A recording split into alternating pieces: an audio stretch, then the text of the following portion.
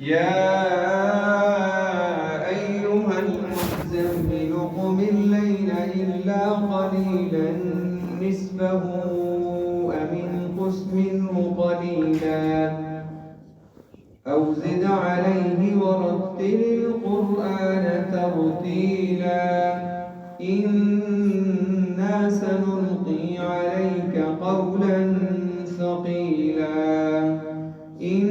ناشئة الليل هي أشد وطئا وأقوم قيلا إن لك في النهار سبحا طويلا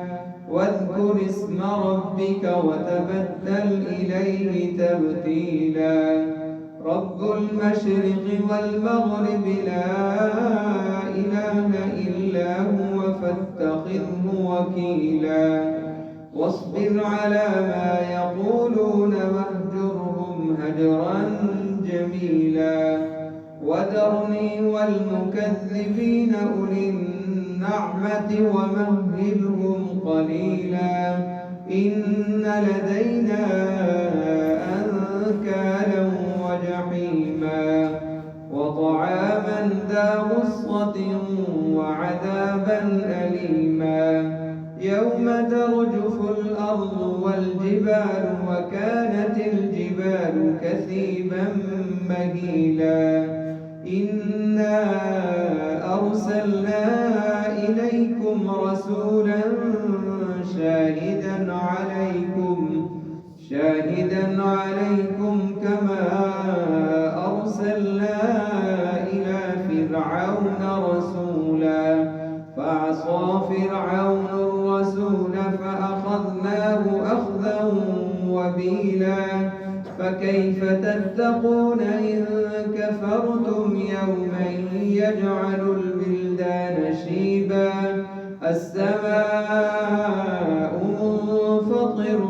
به كان وعده مفعولا إن هذه تذكرة فمن شاء اتخذ إلى ربه سبيلا إن ربك يعلم أنك تقوم أدنى من ثلثي الليل ونصفه وثلثه وطائفة من الذين معك والله يقدر الليل والنهار علم أن لن تحصوه فتاب عليكم فاقرؤوا ما تيسر من القرآن علم أن سيكون منكم مرضى وآخرون يضربون في الأرض يبتغون من فضل الله